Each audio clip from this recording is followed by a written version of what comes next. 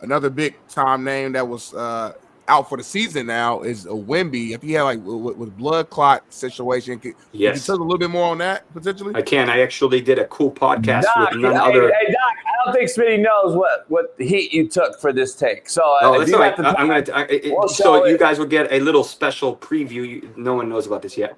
Hey, So I Doc, did a I had cool. people from everywhere sending me your post. And I'm like, damn, finally. And I'm like, I, oh, I Doc stands on actually, business. I Hey, actually, I turned off the responses because I couldn't keep up with there were so many. Damn. And I'll tell you what, but I'll give you an idea. I didn't I even know hey, that. actually did Weddle a. wanted to say thank you for saying it. Weddle said, please keep standing on business. He wanted to let you know. So go ahead. I appreciate it. So I actually did a podcast on this with none other than John Stockton the other day. Oh, okay. I don't know when that's coming out. Probably in the next week or two. But Potentially, that yeah. you'll if you like that type of stuff and you like sports and you like medicine, you'll have fun with that one. It's like an hour long. But so long story short, we've always had blood clots in all athletes, but traditionally they're a little bit older. If you remember Chris Bosh, he was 31, 32. We had several other players that were in their late 20s, early 30s, but usually we don't see them in the young 20s. Wemby's 21.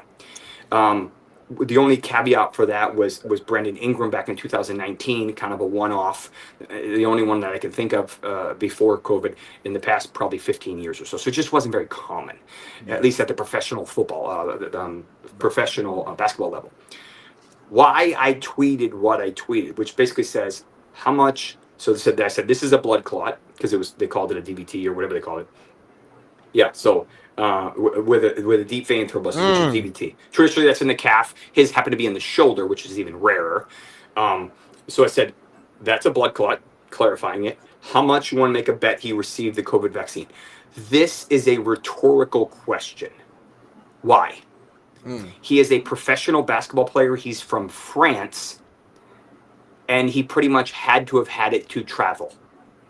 I already knew the answer, but I was raising a point. Yes, you can have increased risk of stress and of blood clots with COVID itself. I've had patients in my office with COVID on a blood thinner and clot literally in front of me. It can happen 3, 4, 5 years ago. But that usually dissipates over time. This is an elite top 5, whatever in the world athlete that, yes, he's dehydrated regularly. Yes, he is tall and lanky. I'm assuming he doesn't have any Marfans because they would have checked him 15 times over before he got to this level and gave him, what they gave him. Yes, could he have some genetic variants and so on and so forth? Yes, it's possible. But how likely is that given how many times he's likely been screened? This isn't a baseball pitcher that's throwing over and over and over again, and you get thoracic outlet syndrome because there's an injury to this area. But that's where he had it. He had it in his upper extremity. We saw what one of the Patriots had one last year, one of the linemen, one of the big guys. But that is not an elite, lanky 7-footer that can dunk but also shoot threes, that is super, super fit and runs the court every day, all day. So, in my opinion, and the data is starting to come out, and whether or not people like it, it's coming out. The COVID vaccine, predominantly the mRNA version, has massive issues. There's a pre-release from Yale that shows that there's a massive spike in Epstein-Barr virus reactivation. There is a significant decline in your immune system, which translates to basically similar to what HIV does to the body. Think about that one again. There are massive issues with spike proteins still continuing to circulate, and there's some people that actually continue to make the spike protein. So if you measured it, which is an easy, lab blood test, you can actually still see the spike proteins levels, and they're way, way, way higher than if you just had COVID. So some of the running theories is that the COVID vaccine actually continues to make the spike protein, which is usually causing all of these long COVID and all of these issues. So I released something maybe an hour ago, that basically shows I think it was the third quarter of 2021, 70% of Americans had the COVID vaccine. Okay. At that time, the health insurance companies released their data for increased risk and stress and increased risk of mortality, it went up 80% between 25 and 44-year-olds. What? Hello? And you look at it, they give a box by box. It's on my Twitter. You can look. Before that, it was, green, normal ranges. After that, it's red. The risk went significantly up. And that was only in the first 6 months or whatever it was. We didn't even have 3-4 years worth of data. So I know people don't want to talk about this. But unfortunately, this is something I deal with every day here. This is something that my family has dealt with, that my friends have dealt with, that your friends have dealt with. And it's the elephant in the room no one wants to talk about. Doc, what do you say when you hear doctors, though, in your profession out here telling these parents, hey, still, get your kids the jab. It's okay. Because I'm still hearing it. My mom's a doctor, and she's still hearing it out here, and she's like, it's fucking unbelievable. So in the COVID, I think it has to stop. I think the data's out. I think they need to pull it and just accept that version and what they did for that. I'm not ready to rule out mRNAs altogether. I think there's a lot of potential there, but for specifically what they did with this, it was not effective, and it was quite the opposite. Traditional vaccines, I think we actually need to go back and revisit. We saw that unfortunate death in Texas and with the measles, but that's the first one since 2015.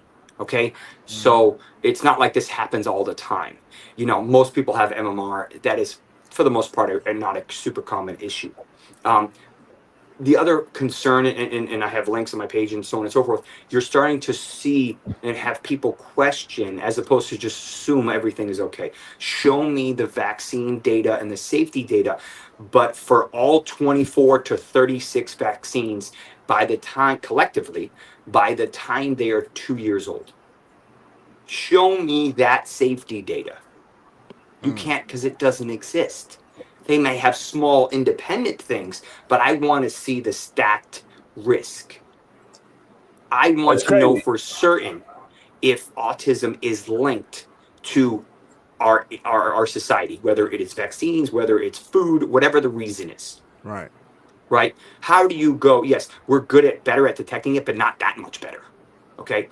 Why is the rate in California significantly higher than the rest of the country? Okay? So whether or not you're comfortable asking these questions may depend on who pays you. Okay? Hello. Okay. This, unfortunately, this has become political, but this isn't politics. This is medicine. Don't confuse the two. No doubt. No doubt. At the end of the day, they don't care if you're red or if you're blue or whatever color. No.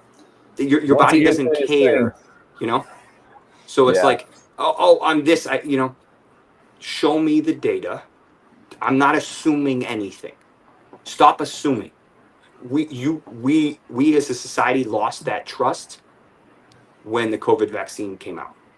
It's like these Epstein files. Show us then. You keep saying it, but you ain't showing us. Until you show me the data, I have to be skeptical now because I no longer trust you. Right. No doubt. That's exactly and that's kind of where I'm at with it. Yeah, everybody, you do what's best for you based on the information. But if your doctor doesn't say it causes this, and this, and this is why I think you should get it. But if they say, hey, yeah, this is what I recommend blindly, then you need to, because once it's in you or whatever you're talking about, that's it. You can't take it out. You can't just, my bad. Like, you can't do that. What's done is done. Yeah. So you need to be damn certain that is, that is what you want to do, that's in the best interest of your health, because you can have all the money in the world, but what good is it if you don't have health? Ooh. And Doc, this is all the shit you talk about, like everything that has to do with nutritional value and all the foods and everything that we've been eating, us versus Europe, and all the additives that we added to our shit versus the same food and the same brand over there that doesn't have the blue gum dye and all this shit that we add in here. Somebody super chatted us to give you a question before you get out of here. Joe Rogan did a podcast on Girl Scout cookies. It's funny because every single store I've been to in the last 3 months, is kids out there selling Girl Scout cookies. She did this. Joe Rogan did this thing. Joe Accord, who does the weather, and dropped a super chat for you to ask any truth to the truth bomb that was dropped on Joe Rogan about what's in the Girl Scout cookies that we all so adored growing up. Huh. I haven't seen that one yet. I'm surprised I haven't seen that one yet. I actually need to go look that up.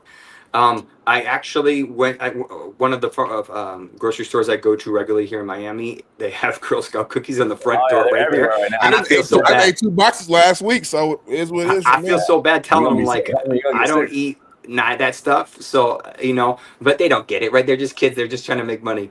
But I have to look into it. I'm sorry, I don't have a good answer for you. No, it's all good. Would I be surprised if they were full of garbage? Yes, of course. Give yourself, if you guys have a second, I tweeted something last night that was bananas, right before I went to bed. Oh, shoot. It said if you eat ultra-processed foods for 5 days in a row, it actually changes the chemistry in your brain. Oh, I'm fucked. 5 days. We're talking about a week, not even a week. I've done it for 2 weeks. So, think about what happens, and it also messes with the insulin response, which is where your diabetes and issues come from. So, I think the ball's moving in the right direction. We can't eat shit, Doc. We can't eat nothing. We can't. Trust me, we can't. Eat nothing. I heard you drink too much water. That's fucked. You can't do nothing, Doc. They got minerals in the water you ain't supposed to be drinking.